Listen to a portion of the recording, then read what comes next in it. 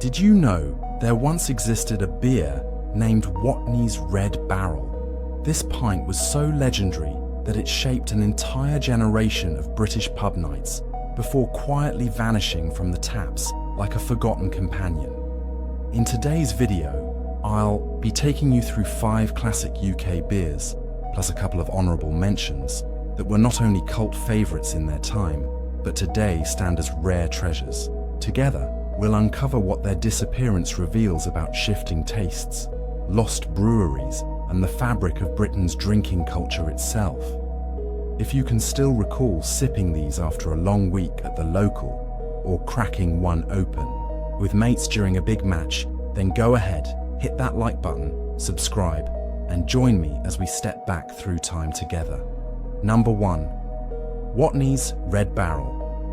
There was a time when no pub felt complete without the bright red pump pouring Watney's Red Barrel. Brewed by Watney, Combe and Reed in London, it became the face of British keg beer during the 1960s and 70s. It wasn't merely a pint, it symbolised that beer had entered the modern age. Although it first appeared in the 1930s, Red Barrel truly rose to prominence after World War II.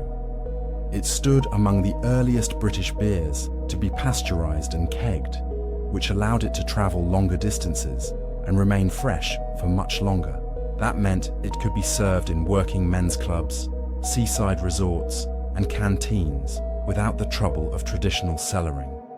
In doing so, it grew into a national brand, something few brews had managed back then. As for its taste, opinions still differ. It was malty, slightly sweet, with a smooth, almost flat mouthfeel. It was crafted more for consistency than for character. Mild, approachable, and easy to drink after a shift or during a dance hall evening with company. Its Red Barrel logo was instantly recognizable and its advertising playful. Whether you were in Manchester or Margate, chances are a friend, a colleague, or even your own dad had one in hand. It represented Britain's new industrial identity: sleek, reliable, and uniform. But with time, the very qualities that made Red Barrel a hit eventually caused its downfall. Keg beer drew backlash from traditionalists, and by 1971, the campaign for Real Ale, CAMRA, had formed specifically to oppose beers like it. Drinkers began seeking craft, variety, and authenticity over convenience. By the late 70s, Red Barrel was phased out, replaced by Watney's Special, a reformulation that never regained true favour. Eventually, it faded entirely from pubs, remembered only by those who lived through its prime. And yet for many, the sight of that Red Barrel still sparks memories. Smoky pubs, vinyl booths, laughter echoing beneath fluorescent lights. It might not have been the fanciest pint, but it was dependable, familiar, and a piece of the past you could literally hold in your hand. Number 2. Double Diamond Burton Pale Ale. A double diamond works wonders. If you were watching telly during the 60s or 70s, chances are that catchy jingle had already made its way into your head more than once. Brewed in Burton upon Trent by Allsops, later called Ind Coupe, the Double Diamond Burton Pale Ale was, at one point, among the best-selling beers in the entire UK. Its roots go back to the late 19th century, but it became especially widespread, in keg form, by the 1950s. The beer poured with a light amber hue, low bitterness, and gentle carbonation, which made it smooth on the palate. Though labelled a pale ale, it actually sat somewhere in between styles, offering a sweet, rounded, and slightly buttery flavour. That balance gave it broad appeal, whether to pub goers looking for something easy or diners enjoying banquets. Double Diamond carved out its identity with the urban professional crowd, yet it was equally at home in suburban lounges or working men's clubs. It was the pint of the aspirational everyman, the man who'd clocked off, put on a fresh shirt, and fancied a proper night out. This wasn't a beer you rushed through. you sipped it with a sense of quiet pride. A huge driver of its success was advertising. The campaigns were bold, catchy, and memorable, painting the pint as something modern, cosmopolitan, and stylish. You could picture it being poured from London to Liverpool, standing proudly on pub counters across Britain. And yet, despite the clever branding, its real charm was its accessibility. It felt like a pint made for everyone. But as Britain moved into the 1980s, Double Diamond began losing ground. Drinkers were shifting toward lagers and rediscovering cask ales, leaving smooth keg beers to appear bland.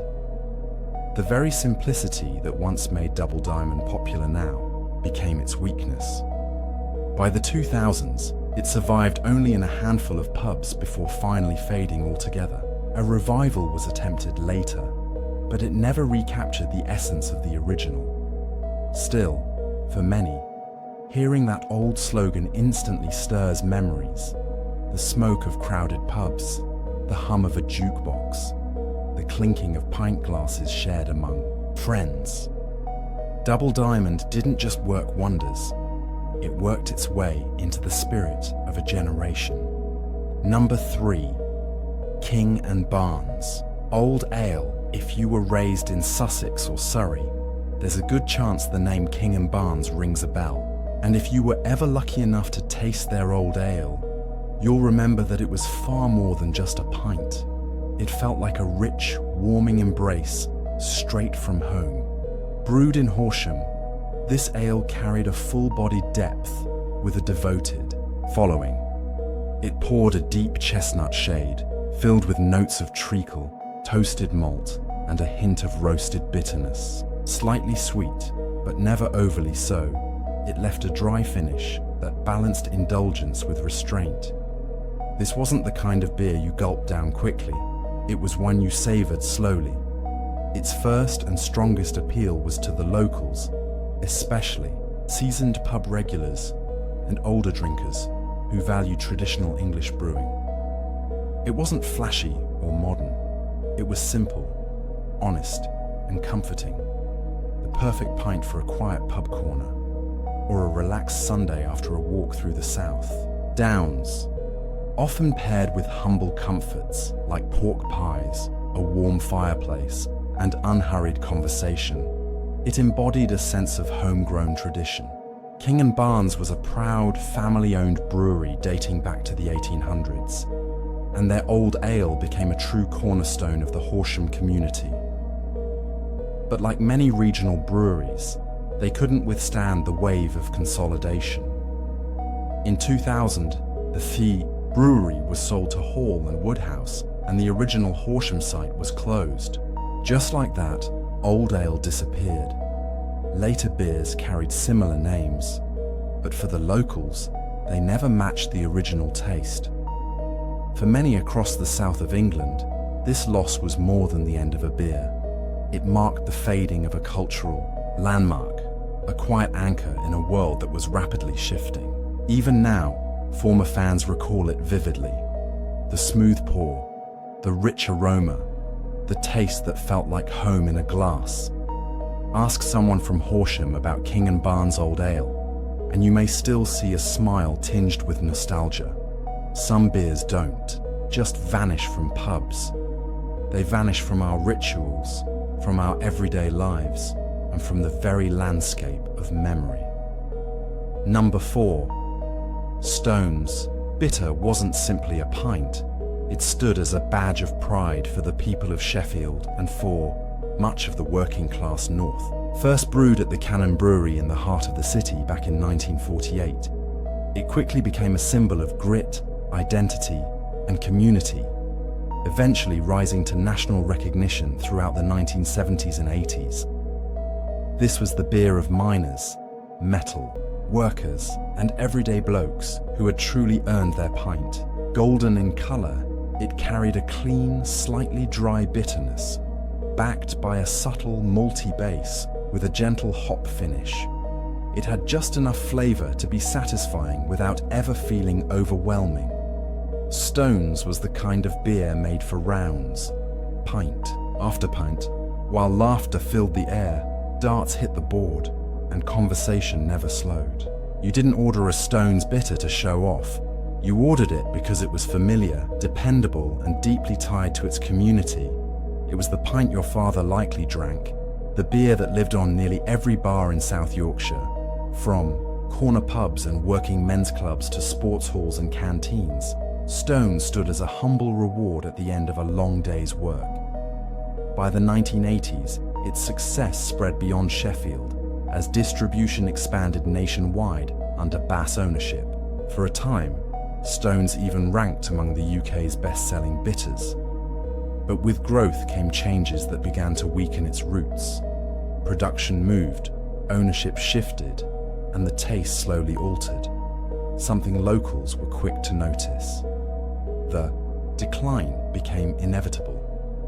Sheffield's Cannon Brewery shut its doors in 1999, and although the brand carried on under different brewers, the original cask version was discontinued by 2011. What survived was mostly a canned version, a pale echo of the beer that once defined a region. For those who lived through its heyday, Stone's Bitter was never about prestige. It was about belonging, resilience, and everyday pride. Its disappearance left not just an empty space on pub counters, but also in the cultural fabric of the North. Number 5. Whitbread Pale. Ale for decades, Whitbread Pale Ale quietly played the role of a steady companion, always there when needed. It wasn't bold or dramatic, but dependable, subtle, and firmly woven into the everyday lives of British drinkers. Brewed by Whitbread, one of the nation's brewing giants, this pale ale became a household name, served in countless pubs and stocked in kitchens from the mid-20th century right up to the 1980s. In the glass, it showed a light golden hue, crisp and mildly malty on the palate, with just a hint of bitterness to finish things off. By modern standards, you'd call it the definition of a session beer. Refreshing, easygoing, and never heavy. It was the pint you might share with your father after mowing the lawn, the bottle brought out during weddings and neighbourhood gatherings, or the steady drink poured at factory canteens. Whitbread Pale Ale wasn't about being special. It was about routine, about rhythm. Often, it even found itself part of the popular light and bitter mixes that became a classic order at the bar. In many homes, it was kept tucked away in the cupboard, ready for the everyday moments rather than big occasions. It wasn't about ceremony, it was about familiarity. But as the 1980s unfolded, beer culture began to change. Drinkers were drawn to stronger, bolder flavors, while bright, fizzy lagers captured attention. Against this backdrop, Whitbread Pale Ale started to feel dated. As the Whitbread company itself was swept into mergers and acquisitions, the beer quietly slipped away, vanishing from shelves and taps with little fanfare. Yet, for those who grew up with it, the memory remains warm. It was never the loudest pint, but it was reliable, comforting, and deeply tied to simpler times. Its disappearance feels less like losing a brand, and more like losing a piece of everyday Britain. A reminder of how ordinary rituals can shape the fabric of life. Bonus mentions. Of course, no walk down memory lane would be complete without tipping our hat to a few other names that once lit up the taps. Some of these beers never reached nationwide fame, but in their towns and counties, they were beloved. The kind of pints people still talk about when recalling the good old days. Take Ansell's Bitter, for instance. Hugely popular across the Midlands, it was a beer that carried the heart of Birmingham in every glass. Then there was Indcoop's Long Life, one of the very first canned beers marketed in Britain. ATSI, symbol of modern convenience at a time when drinking habits were starting to shift. And we can't forget Mitchell's and Butler's Brew Eft, affectionately known as Brew 11, which had a loyal following thanks to its smooth character. Each of these names represents more than just taste. They're snapshots of a different Britain. They remind us that beer culture wasn't only about the national giants. It was also shaped by local heroes that gave neighborhoods and regions their own unique flavor. They may no longer be on shelves, but for those who remember, they spark instant nostalgia. Sometimes it's not just about what's in the glass, but about the stories, the laughter, and the moments those beers once framed. So there you have it, a tour through some of Britain's most iconic lost beers. Each one carried its own identity, its own loyal drinkers, and together they painted a picture of a brewing culture that was once thriving across the nation. While many of these names have vanished, their legacy hasn't. They remain etched in the memories of those who grew up with them, shared laughs over them, and perhaps even had their very first pint from them. In a way, these beers live on, not in the pub, but in the nostalgia they inspire. If you enjoyed this journey, make sure to subscribe and join us again as we continue to rewind through Britain's past. One story, one memory, and one pint at a time.